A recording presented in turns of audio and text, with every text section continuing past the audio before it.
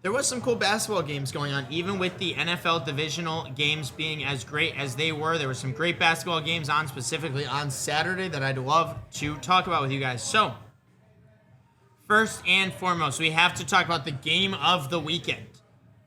126 to 123 win for the San Antonio Spurs over the Minnesota Timberwolves. This was a game we saw Anthony Edwards play 40 minutes of 48, 55 points, including 8 of 10 from the free throw line, 9 of 16 from 3. Dude was dominant on both sides of the court, looking, Stephon Castle dead in the eye and driving right into him, hitting his threes, getting into his rhythm. What a great game. But I got to pull it out so you guys see. I brought it in today. Ever since he's gone bald, this man, Victor Wembanyama, is on another level, ladies and gentlemen. I didn't even know it was possible for him to reach another level. But Bald Wemby's different. He's different. He was hitting some step back, sidestep threes. His interior presence, we all know, is obviously incredible. No one's driving into the paint. Why do you think Anthony Edwards and the Timberwolves shot 34 threes in that one? Was so impressed with both of these teams specifically. Love the bench unit over in San Antonio. That's probably the most underrated part of their team is guys like Keldon Johnson, Luke Cornett, Dylan Harper off the bench. Those three guys have played such meaningful minutes for this Spurs team. I think it is very interesting. A name that I would definitely see on trade blocks is this guy, Jeremy Sochan. He has kind of fallen out of the rotation this year after being the past couple of years. He was a point forward, and then he came back. He's been like an 11-point-per-game scorer. Not really the most efficient player throughout his career. This year, by far, having his most inconsistent playing schedule, and now he's finding himself getting a couple DMP coaches' decisions. If I was the Spurs or another team, like a rebuilding team, I would definitely take a chance on a guy like Jeremy Sohan, who a guy like Greg Popovich loved him back in the day. Surprised to see him getting DMP coaches' decisions under guys like Lindsey Waters or Carter Bryant, but at the same time, Sochan, not really a great fit. If he's not going to be a great defender or rebounder, he's not really a great fit. Joan Behringer got his first minutes of his NBA career, I believe. Yep, first minutes of his real minutes of his NBA career. And in this game, 10 points, 8 rebounds, 3 assists, 2 blocks, 5 offensive rebounds in this one. Joan Behringer is a name that I talked about because he's French. He's a good interior defender. He's lengthy. He's very raw prospect, but he looks exactly like Rudy Gobert did when Rudy came into the league. Love to see the Timberwolves take a guy like this and say, hey, you're going to learn behind Rudy Gobert for the next couple years of your career. I think he's going to be a stud in the long run. Don't quote me on it, but I think he's going to be a stud.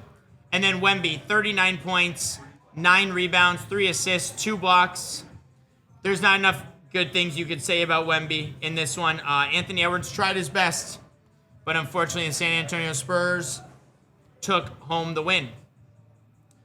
We have to really start talking about Jaylen Brown as a true All-NBA first-team player. He is almost guaranteeing himself a lock as an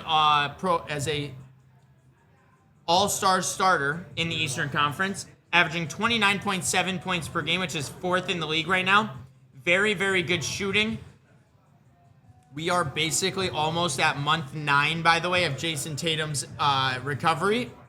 Jason Tatum might be coming back, and if he does, when I look at this Eastern Conference, right, if I go to the Eastern Conference standings, Celtics are 2nd.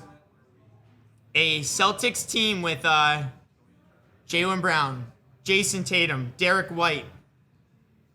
I'm taking them over Detroit, taking them over New York, unless New York gets Giannis. Taking them over Toronto. Definitely taking them over Cleveland. I think the team that I would say could give them the biggest heart, scare is the Philadelphia 76ers if the 76ers are healthy. Now, mind you, a couple of back-to-back losses to Cleveland. Philly loves to have these weird losses in the middle of the season. But if healthy, I do think this Sixers team can compete with almost anyone in the Eastern Conference. But Jason Tatum coming back with Jaylen Brown having the season he's having. Scary hours outside in the Eastern Conference, specifically if you're talking about the Boston Celtics, because they might be able to walk their way to the NBA Finals if Tatum comes back and looks healthy. without Jokic still playing, been very impressed with this Denver Nuggets team. You have to look at these recent wins since Jokic has gone down. 125, 114, 108, 122, 118, 121. This is why they fired Mike Malone. A lot of people gave them crap for firing Mike Malone for David Adelman. Much better coach, David Adelman. I love what I've been seeing. He's changed the offense depending on who's there on a night-to-night basis. When Jamal Murray's the number one guy, he runs all the playmaking. Peyton Watson has definitely been one of my most improved player candidates on the year. He's been ridiculous since being inserted into the starting lineup. No Valanciunas, so we have to talk about guys like Day'Ron Holmes. Zeke Najee's been playing big minutes. Julian Strawther's been playing minutes. So impressed with this Denver Nuggets team. Even with the best player in the world going down, they've really kept themselves afloat over the past couple weeks.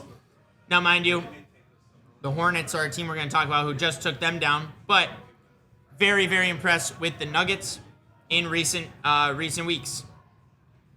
Another team that's kind of catching a little bit of fire again, Portland Trailblazers. They had a little mid-run stretch, I would say, that they really struggled with. They are basically at the 500 mark, 22-22 right now. But if you look, outside of their losses to the Warriors and the Knicks, they've been on a really, really nice win streak recently. Beating the Rockets twice, beating the Jazz, Spurs, Pelicans, Mavericks, Celtics, Hawks, Lakers, Kings. That defensive identity mixed with Denny Avdija being the main ball handler with Shaedon Sharpe scoring as well as he's been as of recent. The defense between Klingon, Tumani Kamara, bench players like Caleb Love playing very, very meaningful minutes. Sidi Sissoko playing meaningful minutes. Been very impressed with what I'm seeing out of Portland. Make sure that Denny Avdija is an all-star this year. Please make sure, NBA, that Denny Avdija is an all-star this year. As for the Lakers, a team I did want to talk about a little bit. They've been missing Austin Reeves over the past couple weeks due to injury. LeBron has come back and is now averaging 22, 6, and 7, which is, by the way, kind of lower numbers for LeBron, but in his 23rd season, what do you expect? I worry a little bit about this Lakers depth come playoff time. Seeing names like Kobe Buffkin needing to play a lot of minutes for them. Gabe Vincent continuing to play so bad in the minutes he gets. I cannot believe this guy is still getting rotational minutes because he's shooting 33% from the field, 35% from three. He has been horrible since joining the Lakers in 2023-2024. Cannot believe we're still talking about Gabe Vincent on a roster and somehow, Chris Paul is not on a roster? Worrying a little bit about the Lakers the more and more I see them, but I will say, come playoff time, if they get their starting five healthy of Luka, Reeves, LeBron, Rui, and Ayton, not a team you want to play either way. Just because of the top-end talent that they have, not a team you want to play in the playoffs. But for the regular season, I could definitely see this team struggling, probably falling out of that top, 4 seed that they're sitting at right now. They're actually the 6th seed they've fallen all the way down to. So kind of where I expect. I expect the Lakers to finish closer to the Warriors than they will a team like Denver or San Antonio, if I had to take a shot in the dark on where I think the Lakers will finish in the standings. Going back to the game scores from this weekend, I do want to talk about this London game that happened. The Grizzlies hosting in London. The Magic. This was Desmond Bane's return to playing Memphis. He had a terrible game, shot bad from the field, had no positive impact. And Ja Morant, after a week of getting, the clip came out of him and Vince Williams going at each other. The clip came out of him buying a house in Miami. It feels like Ja Morant is written out of the door already, but comes out 24 points on efficient shooting, 13 assists. I think he showed off his, pick and roll playmaking a lot in this game, which I think is an underrated aspect. He made Jock Landale look like a fantastic starting center in this game when really he's their backup center. Ja Morant. If the asking price for him is a guy like, I saw the Bucks offer was Ryan Rollins and a first-round pick. If that is what it's going to take to get Ja Morant, I would make that trade very, very fast if I was any contending team. I know O'Toole would probably come in and tell you that you don't want that cancer in the locker room if he's going to be, doing the dumb things he does all over the way around. But on a basketball, on talking strictly on-court basketball, man, a team like Toronto would love his half-court playmaking. A team like Miami would love his half-court playmaking. A team like Milwaukee, if you want to keep Giannis around, would love Ja Morant to be running that point guard position. Thinking about Western Conference teams, obviously I don't think Houston has the assets to do it, but I know Houston would love a starting point guard like that. I've seen rumors to Sacramento. I've seen rumors to Dallas. I don't know what's going to end up happening with Ja if he does get traded, but if his asking price is as low as, say, the Trae Young package of C.J. McCollum and Corey Kispert, there should be a lot of teams calling up Memphis's phone, really making offers for him. Because the on-the-court production will be there as long as his head is in the game. And when he's on the court, he's a damn good basketball player, man. He can pass, he can get to the rim at any point, shoot, score, feed, all of the above. I do want to talk a little bit about the Houston Rockets, who are on a nice couple win streak here against the Pelicans and Timberwolves, but then they, had a couple bad losses, losing to the Blazers, losing to the Kings, losing to the Thunder. Kevin Durant just passed Dirk Nowitzki for 6th on the all-time scoring list, so shout out to KD. Not only did he pass Dirk, he did it on a one-legged post fade, which I thought was really cool. But this Houston Rockets team has big problems, and it's really their shooting. I love Jabari Smith. I love that the role he's taken. I love the progression he's made in his game. If you are the Houston Rockets and you are sitting here saying our timeline has to do with Kevin Durant, right? We traded for Kevin Durant to make him our timeline, do more of a win now timeline than try and win in the future. You could get a lot of assets for a guy like Jabari Smith Jr. that could fix a lot of holes on your team where Kevin Durant would slide into the Jabari Smith role. The more I watch this team in recent games, for example, going into this game against the Pelicans, right? Jabari Smith with 32 points.